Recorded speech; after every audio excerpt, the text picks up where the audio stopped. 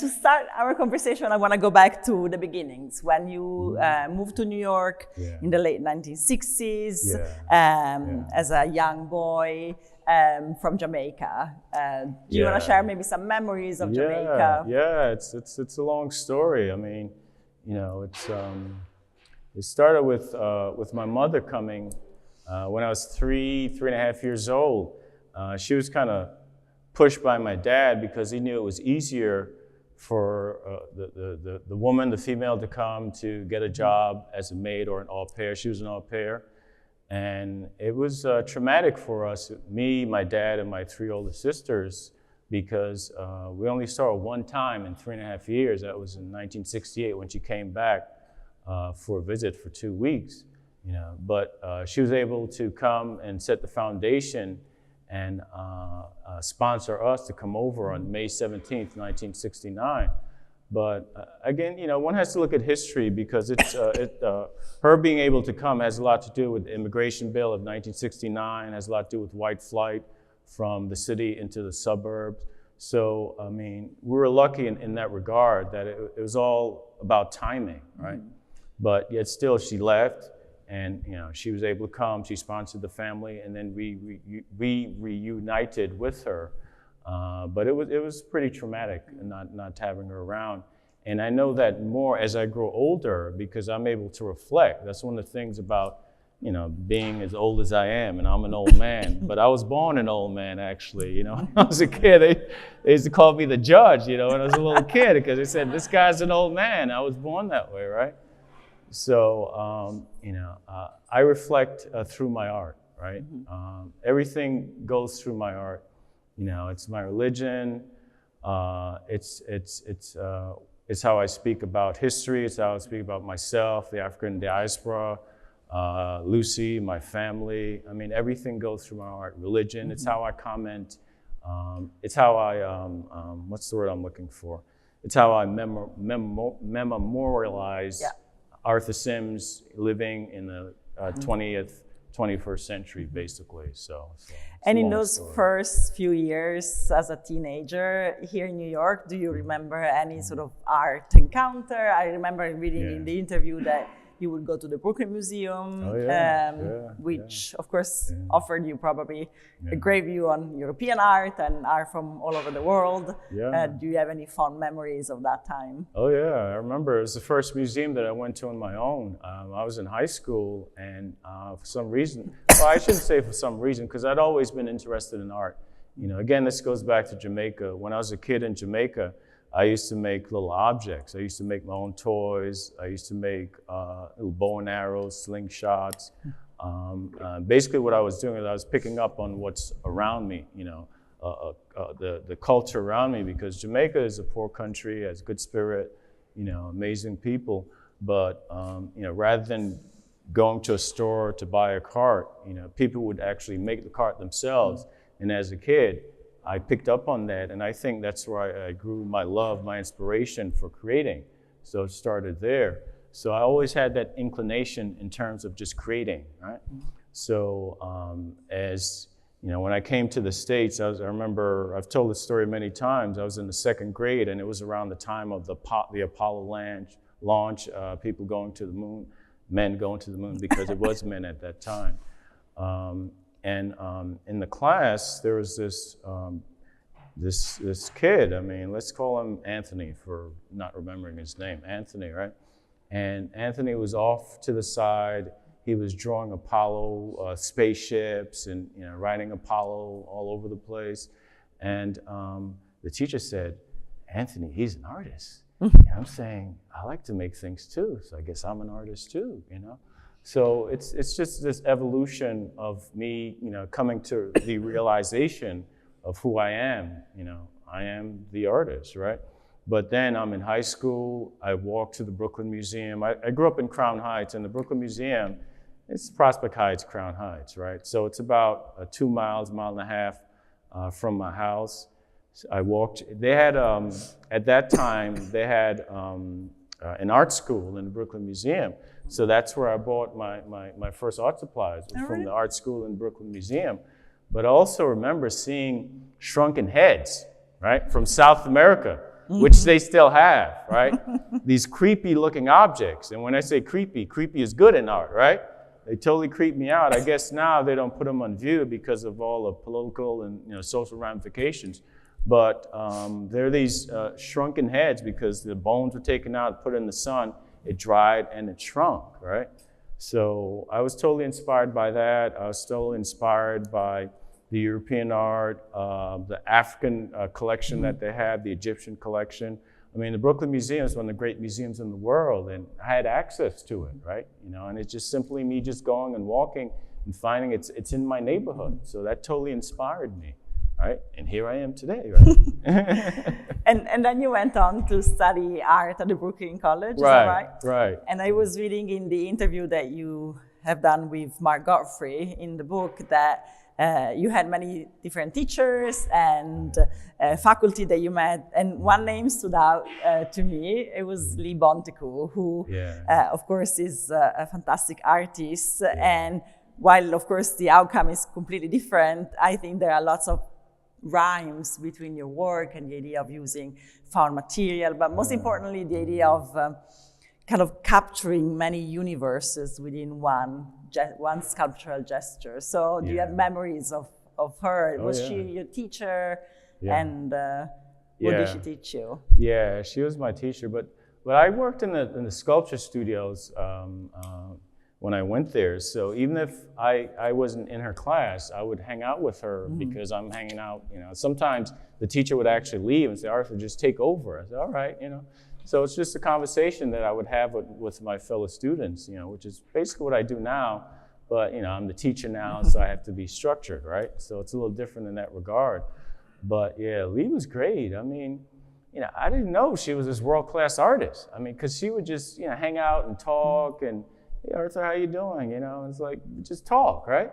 And then we formed this art group, me and a bunch of fellow students, and we invited Lee Bontekoe and Alan D'Arcangelo to talk about their work and show slides. People showed slides back then, and it was like, oh my God, right?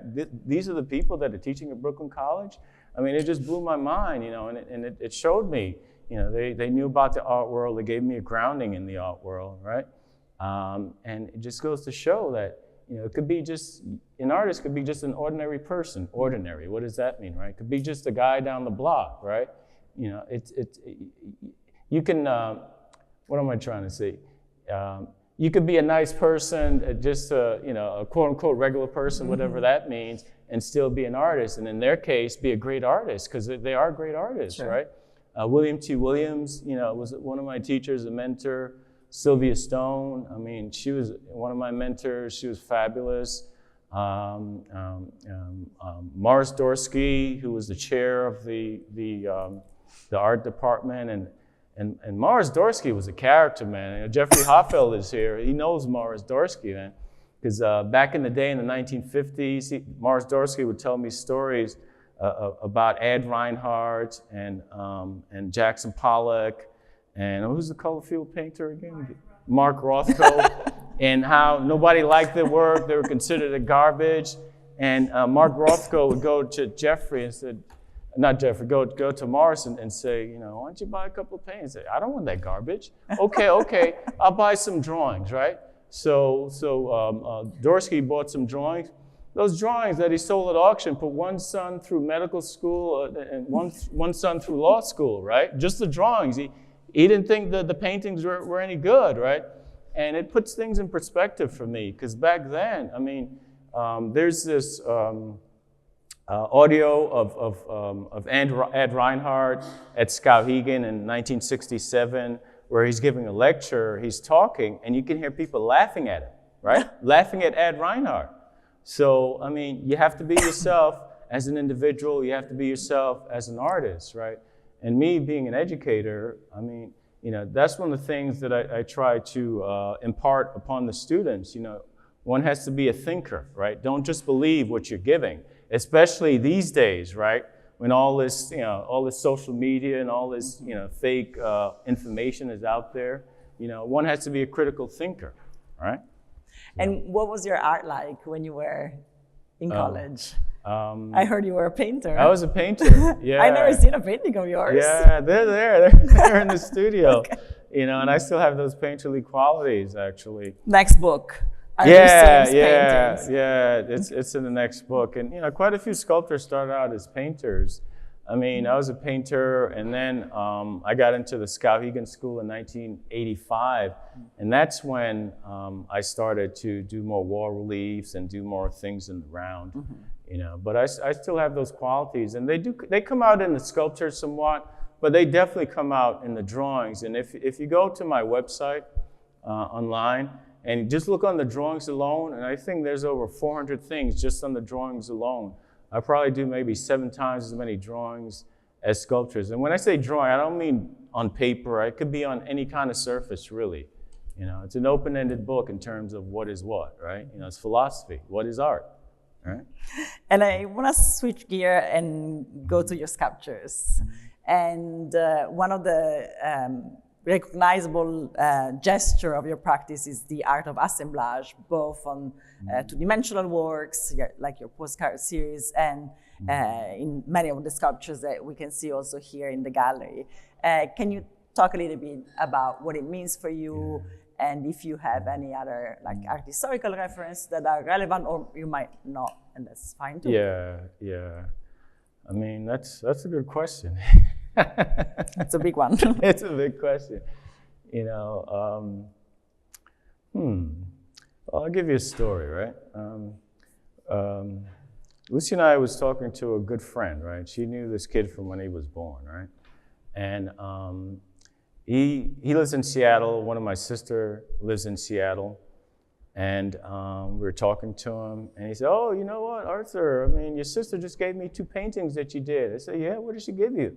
And he sent me a picture. And then one was a portrait that I did of Peter Paul Rubens, right? That I did when I was 18, right? And I did it all blue based on Picasso's blue period, right? So even back then, I was looking at art history to help to inform who I am. This other piece that looked like folk art was this portrait of this young girl in that great Velázquez painting, Las Meninas, the ladies in waiting. Yeah. Pardon my Spanish. The ladies in waiting, right? That's the translation, right? Where I did a portrait of the little girl, right? That's almost the central part of the piece, right?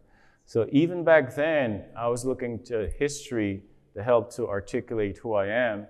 And you talk about assemblage, and you know, I could say First Landing Jump, Robert Rauschenberg. I remember seeing that in the 1980s when I'd go to MoMA, and it just revolutionized my thinking in terms of what is art, right? I'm always asking myself, what is art, right? And I don't know if any of you know what bound square is. It's 4 logs, and on each corner, there's rope, right? On the corner that holds the thing together, and it just leans against the wall. And it was around my height or a little taller than me. Well, you know, seeing that in the 80s, I didn't realize how important that piece was going to be. You know, even more important than the First Landing Jump, than the Rauschenberg piece. You know, I should also mention the Italians by Cy Twombly. Those 3 pieces, right? Greech Trophy by Martin Puryear. You know, I just keep going, right? But those pieces.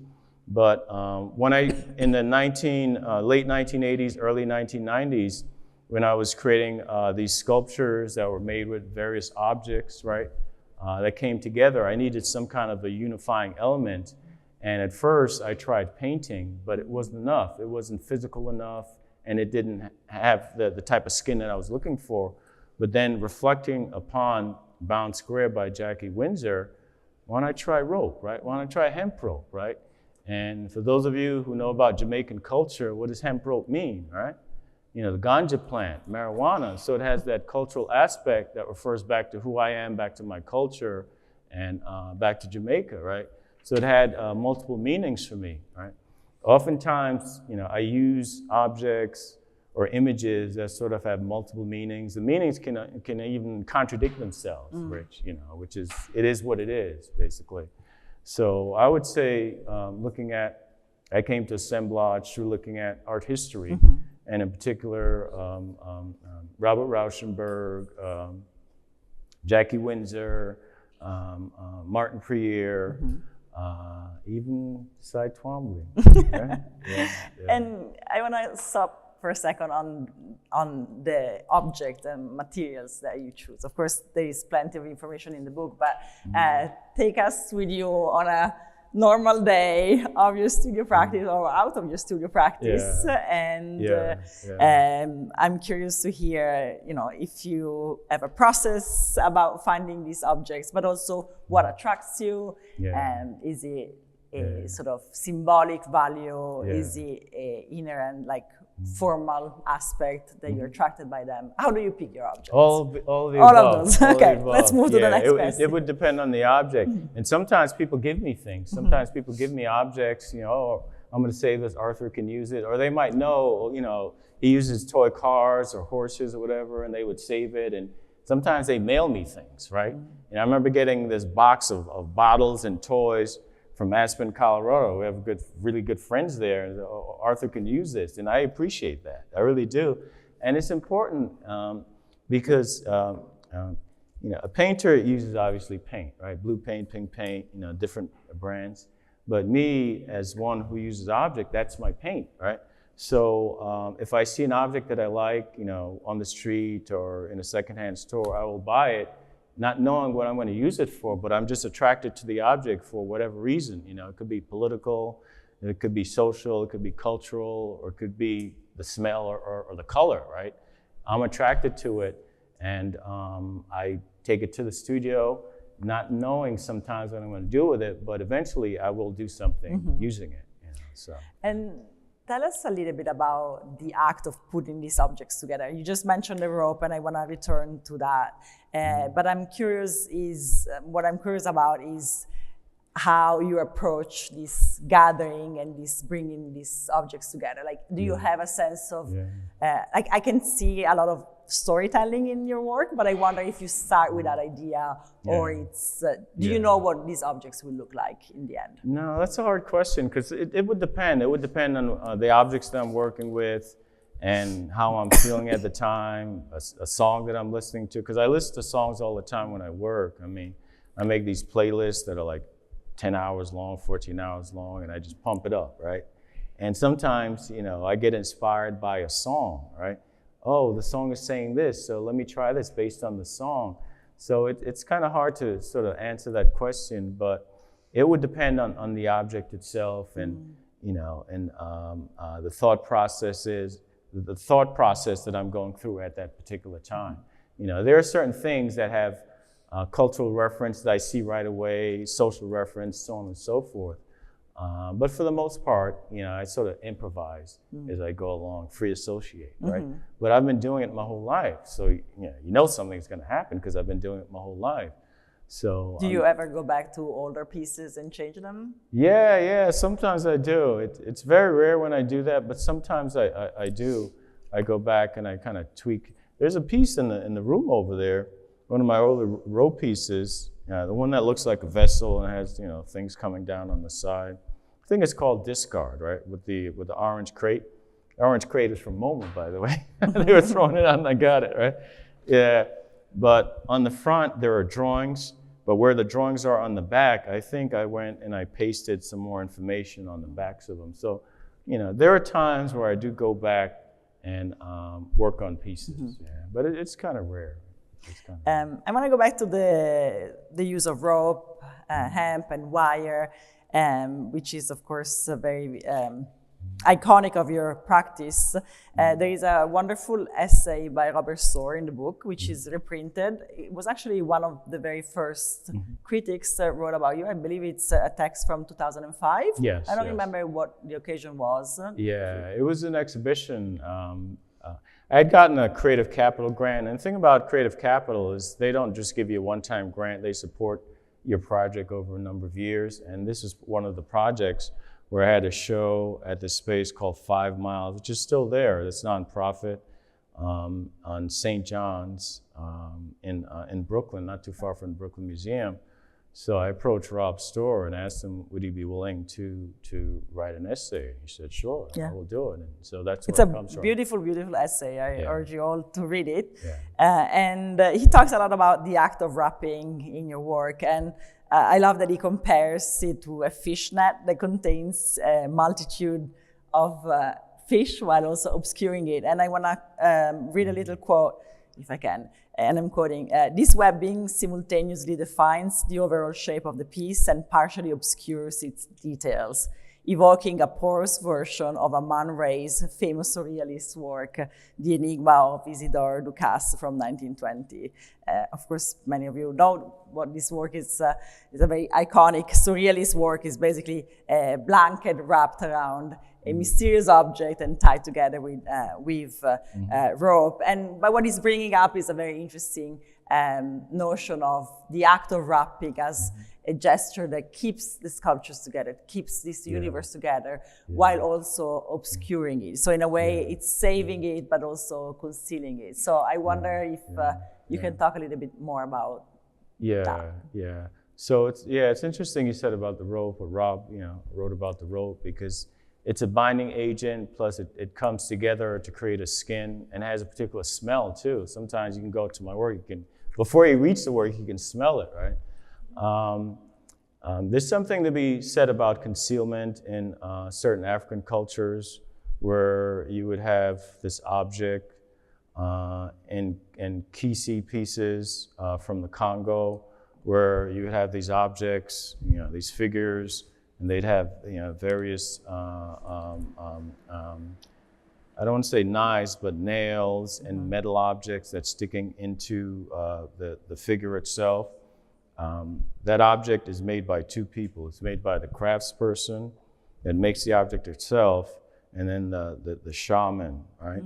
Or the spiritual individual that gives it its power. And sometimes there's something that's placed inside the object itself, right, that also gives it more power, and it's about concealment. So the spiritual individual knows what's in there, but no one else does.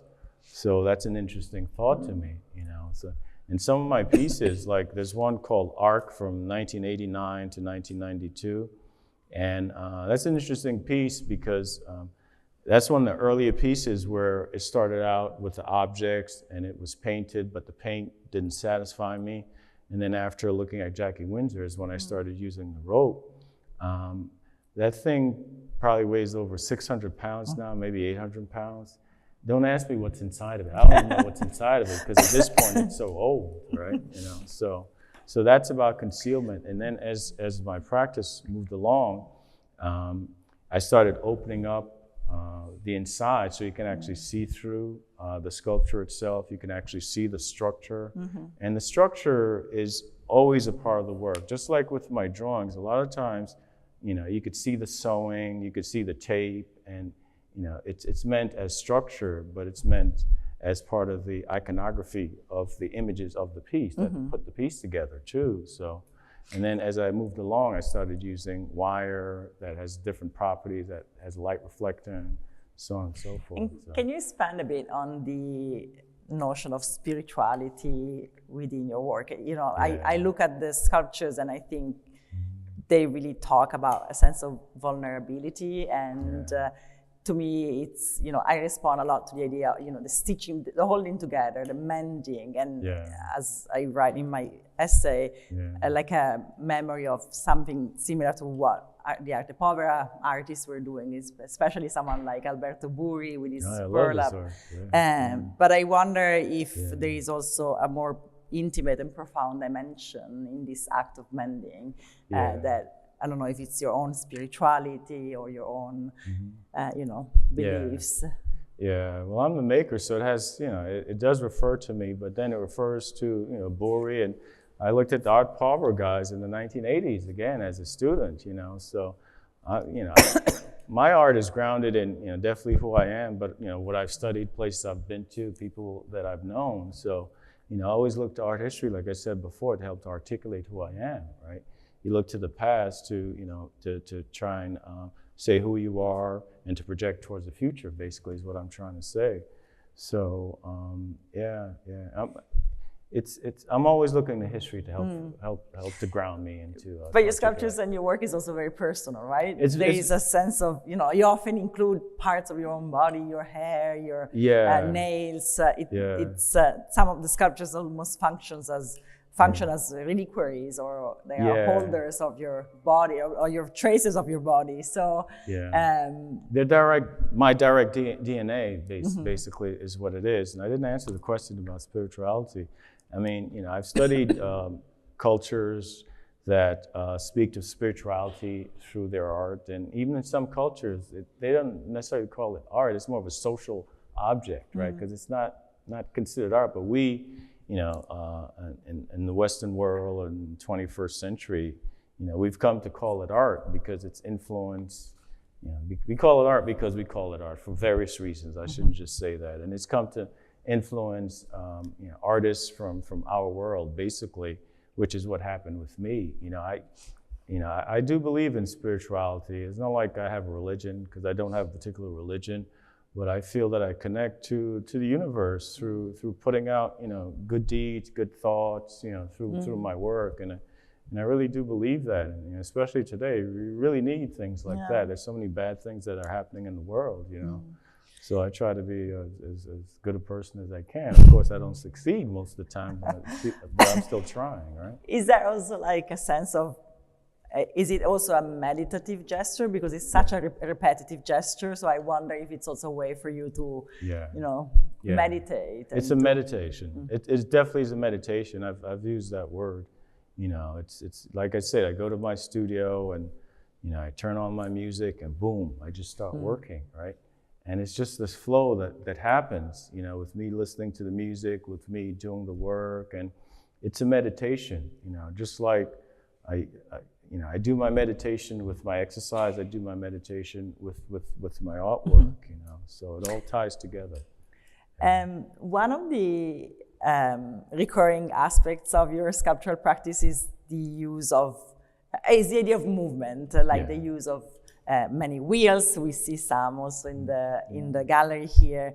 Bicycle wheels. I think I saw some skates, little toy cars, and a number of vessels and boats. But also the idea of rest with many chairs that appear often. So tell us about these two poles. Yeah, I mean my work, a lot of time, the sculpture in particular, is about actual movement where things are on wheels, right? And sometimes it's practical if something that weighs 800 pounds is on wheels, you can move it around easily, right? Sculpture can be an impractical thing. That's why I say that, right? Especially with me. Lucy used to say, "Don't marry a sculptor," right? But she was just joking. Yeah, but it could be, you can actually move it because it's on wheels. It could be implied movement because it looks like a vessel, or it could be about spiritual movement. So those are the things that I play with all the time, right?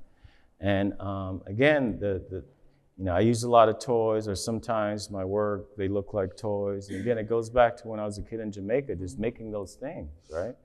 So again, it's reflecting back on who I am as an individual and as a person, basically. So, I want to talk a little bit about other disciplines. I mean, you mentioned briefly music, but I want to return to that and understand better what role music plays in your practice, what kind of music you listen to, how you're inspired by it. Do you ever play music yourself? Have you ever played music yourself? No. And then the second part of the question is thinking about other senses. You also mentioned that some of your sculptures have a sense of smell. And I want you to expand on that, because it's the hemp is the sort of rusting iron or metal. So it's one of the senses, smelling. And I remember, smelling parts of Jamaica, right? And then going back to Jamaica and say, oh, I remember that smell, right? So that smell can cause me to create something, could cause me to create a work, or a drawing or a sculpture. So it's just one of the senses that I use as an artist to help me to create. There are many things that inspire me. Like I said before, and smell is one of them. And with regard to like some of the sculptures that are in the showroom, I mean, you can go up to them, and rope has a particular smell, right? And a lot of times, what does it smell like? It smells like rope, old rope. Yeah, it smells like old rope, I guess, lack of a better term. And sometimes I put some kind of glue or polymer on it, which kind of encases it too, and it gives it a particular plastic look. You know, it changes the look somewhat. You know, so I go back and forth with that too sometimes. So yeah. And music?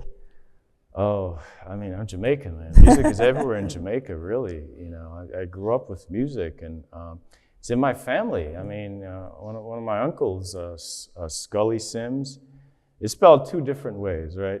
Scully or Skully. Scully Sims, he's one of the biggest percussionists in the history of the island.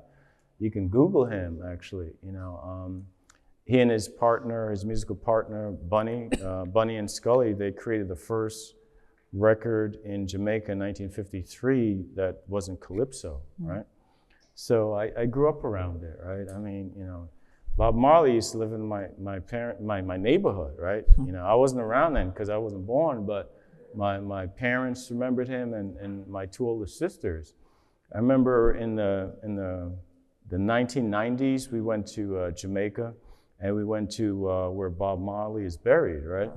And it costs a lot of money to go there, right? There's a lot of money, and you know, we paid, and then, you know, my mom said, "I'm not gonna pay. I knew him. I don't have to pay. Let her in," right? So they let her in. Yeah. So, but whenever I'm in my studio, I mean, those of you who actually come to my studio always have music going, right? And I'm not on any kind of platforms or social media and all. I make it myself, right? And the music is very diverse, right? And one thing leads to the next, right? It's like a puzzle, putting things together. Just with my art, you know, it's the same way with music. You know, I don't play any instruments and I don't sing, but I can put things together. You know, it all comes together, right? Well, that's a nice segue, because I wanted to ask you about the exhibition that you recently had in Switzerland, in St. Gallen, which I was lucky enough to see last summer. And to me, it was a surprise, because I thought your show was going to be in the main museum, but it was great that it was actually in the sort of annex, which is this beautiful space, which I believe was a train depot, or like where the trains would turn around. Yeah. So it's a sort of circular round shape. And I thought your exhibition was really smart in not wanting to build walls or partitions, but really had the sculptures dialogue among themselves. In a way, you know, the shape of the gallery of the museum reminded me a little bit of the same gesture of wrapping, the idea of the cocoon holding things together. But talk to us a little bit about that exhibition, which was curated by Gianni Jetzer, who is also wrote a great essay in the book. Yeah, that was a great opportunity for me to show work that I've done over 40 years. And to show the range of works that I've done over 40 years, because I just don't do sculptures like I said before. I do all kinds of works, right? That's what keeps me going, right? It's like I do this, then I move on to the drawing and so on and so forth. So it gave me an opportunity to, for me actually, to see all this work that some of them I don't have anymore, right? They're in collections, you know, in Europe or wherever they are, and they came together, you know, sculptures, drawings, installations, to create this massive installation. And I mean, you know, it's important for me to see that too, because like I mentioned earlier, in my studio, there's a lot of stuff in the studio. It's really dense. So when it leaves the studio, it becomes whatever it becomes something else, right? And it's important for me as the artist to go, to look at it, to reflect on it, and see how these works from different decades kind of speak to each other, and how they reference each other. It's important for me to see it, you know, because like I said, some of these works, I'm not going to see them again because I don't have them, you know. So it was a good thing, and it wasn't a retrospective, but people have been calling it a retrospective, you know, afterwards. But and another great show that you did recently was in Italy, in Cremona, where you did an amazing show in an abandoned church. Is that right? Or a chapel, a church. It was a church. And did you make new works for that show? That space is so loaded, of course, with many histories and meanings, but you had a quite minimal approach to it. Yeah. I don't know if I can say minimal, but no, you can say that. No, they sent me pictures, and the layout of the church, and oh man, this is fabulous, right?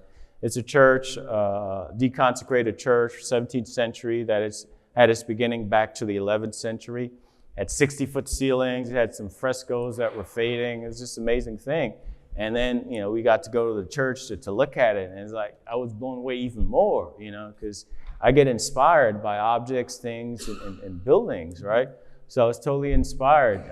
We shipped, I think it was 8 or 9 hanging pieces over, and everything else I created. I think there were over 20 pieces. So I created a number of sculptures for the church itself, the tallest being 20 feet. Wow. So I tried to create things that would speak to the church, right? Speak to the indigenous culture, right? Cremona, Italy, right?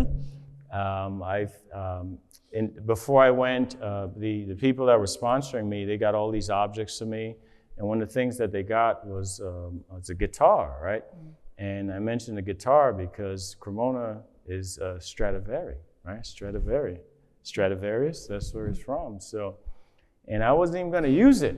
I wasn't even going to use the guitar. And then I had a conversation with Clemence. He said, "You going to do anything with a violin or a guitar?" I said, "Okay." And then I do.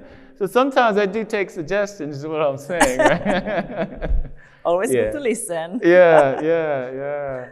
So no, it was fabulous to do something in the church. It's me having a dialogue with the church, basically, is what I Would you say that you prefer to work in kind of loaded spaces versus a white cube space? Doesn't matter to me. Doesn't matter to me. It's all a challenge. It's all a good challenge, and I'm going to have something to say because I've been having something to say my whole life with regard to art. So well, another challenge is bringing your work outdoors. So I want to talk for a second about your experiment with public spaces. And of course, I'm biased because we have a beautiful piece on the Highline we can talk about in a second. But you've made other pieces in the past, and I want to hear your experience there, but also how you think about the notion of monumentality, and monumentality not just in the sense of something big, but what is a monument today and who deserves to be in our public spaces. No, because again, it's a dialogue that I'm not only having with the site itself, but with the community at large, the different communities, the Black community, art community, immigrant community. I'm an immigrant, right? So I think about all these things whenever I make something that goes out into the public. It's different when it goes out in the public, right? When I'm in my studio, it's about me, really. I think about who's viewing it, but it's a lot about me and things that inspire me, art history, so on and so forth. But when it's in the public, it's a whole other dialogue. So I do think about that. I remember Tilted Arc, right? Yeah. And what happened with that in the 1980s, which it was a great sculpture, but a lot of people didn't like it for various reasons, right? So one has to think about where it's going to be in the community that's there. So when you first approached me, I thought of a totem because I love totems. I've studied them, as a teacher in school. I've seen some, in the Northwest. Definitely seen some in the various museums that I've gone throughout the world. And the thing about a totem, right? Because a lot of my work, you don't want to just grab it because it will cut you, right? But if the work is all the way up there, you can't really grab it, right? So I'm thinking about that too, And the piece that's there at the Highline is called A Totem for the Highline, period. And the period is part of the piece, right? It's part of the structure of the title, right? Because I think about that too, the structure of the title, right? So, I wanted to build a totem. I knew I wanted to build a totem. And, I don't know, I ask you, have you ever been on the Highland in the 1980s. You know, before it was neither have I, but I worked there for many, many years. And when I started working on the Highland, it was 2011. And the very northern section of the Highland was still closed. Okay. And you know, I wish we could go back in time, you and I, and walk on the Highland, because you would have just loved to see how many weird objects were there. Like I remember like seeing so many, so funny, so many pieces of equipment, like giant bulky keyboards and flip phones. I don't even know how they got there. I guess from buildings next door, they would just throw these things. But you did have a little piece of the Highland, or at least we tried, because we do have a bunch of stuff that we removed from the original Highland and we're storing on Randall's Island under a bridge. And we went out there trying to ask you to use one of them, but instead you fell in love with something else. You know, it has to be. It's not random, you know, is what I like to say with regard to what I use for works. I mean, you know, if you improvise, you know, sometimes, you know, mistakes happen, but then it becomes a conscious mistake, right? And if it's a conscious mistake, you're either going to keep it or you're going to go somewhere else. So it's never really random, you know. So it had to work with that particular sculpture. You know, it's very light reflective. There are license plates in it that if you shine a light on it, if it's dark, then you have this light that comes out at you, which is important. Light's important to me in my work. And the crown on top is made of aluminum, which is a different type of light that, you know, when it hits the aluminum itself. So, well, you all should come and see it until next summer. I have a couple of more questions, and then we'll open up to the audience. You mentioned that you teach. You still teach? I still teach. And I want to know, what is it that you learn from your students? Yeah. I used to run the program for 14 years, ran the program at LaGuardia Community College, and I stepped down about last fall because I just got too busy. I couldn't physically do it anymore.